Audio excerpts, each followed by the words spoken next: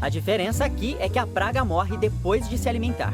Tem um gene na planta que paralisa a lagarta conseguir desenvolver. O que é desenvolvimento? Mais produção de minérios, maiores e melhores estradas. Polícia fortemente armada. Morar numa cidade que nunca para de crescer. Ser o maior produtor de soja, milho do mundo. Em nome do desenvolvimento e da subsistência da espécie humana, o homem criou os transgênicos. A ciência hoje já é capaz de, dentro do núcleo de uma célula, incluir no DNA características a um ser vivo que o pesquisador ou seu financiador entender interessante. Por exemplo, colocar resistência a um veneno em uma planta de soja. Alguém certamente já se perguntou, mas e se a solução para o meu problema pudesse ser como eu faço para aplicar mais veneno e transferir para o consumidor o meu problema das minhas pragas da minha plantação? E assim, por essas e por muitas outras, que a população brasileira toma 7 garrafas de litrão, mais um copo americano, que dá mais ou menos 7,3 litros de agrotóxicos por ano. Existem dados que apontam que 64% dos alimentos que os brasileiros consomem têm agrotóxicos, e 1 em 4 cidades apresenta um veneno na água. Mas a gente pode tentar ver um copo meio cheio, desde que não seja um copo de veneno. Já existe um salmão que engorda mais rápido, e assim chega no peso de venda em metade do tempo. Pega ali o gene de comer compulsivamente do salmão do Pacífico, joga no bichinho do Atlântico, e aí você tem um salmãozinho que come mais. E na metade do tempo ele vai atingir o peso de venda. Pesquisadores também já querem fazer um bacon que seja tão saboroso quanto saudável. Basicamente que seria pegar o gene que produz ômega 3 do salmão e colocar no DNA do porco. É um erro comum olhar problemas complexos tentando encontrar soluções simples. Para lutar contra a praga, criamos uma planta muito resistente ao veneno. Assim, podemos pulverizar muito mais agrotóxicos sem danificar o produto. No manejo, não é muito incomum que uma semente de milho se desenvolva no meio de uma cultura de soja.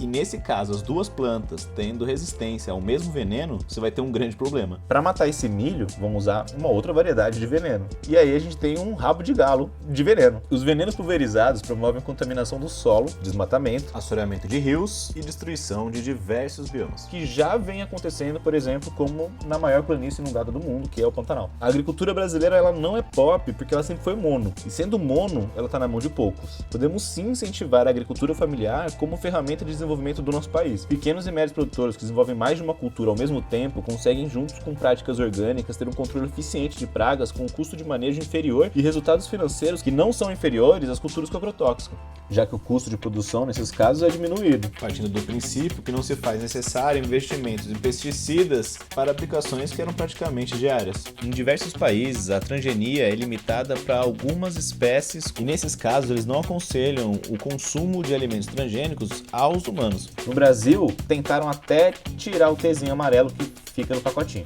Se é bom e se não faz mal, por que tem que tirar? Além desses países terem índices de aplicação de pesticida bem inferiores em relação ao Brasil. As nossas balanças comerciais batendo recordes de exportação e enviando alimento para fora, ironicamente, não acabam com a nossa fome aqui dentro. Desenvolvimento não é morar numa cidade grande e tudo mais. Na realidade, se defendermos apenas desenvolvimento, a gente acaba assinando um contrato de mais um genocídio, ou mais vários. Isso porque vai dar lucro para alguma grande empresa por aí. Hoje é mais barato comprar orgânico que comprar remédio depois de doente. Mas isso não quer dizer que todo mundo tenha dinheiro para isso, né? Comprar orgânico, comida ou remédio. Jogando o custo dessa produção para a sociedade e para as futuras gerações, não importa o que vai acontecer mais adiante. Não quer dizer que a gente teve que acabar com a economia. A economia tem que se adaptar à ecologia.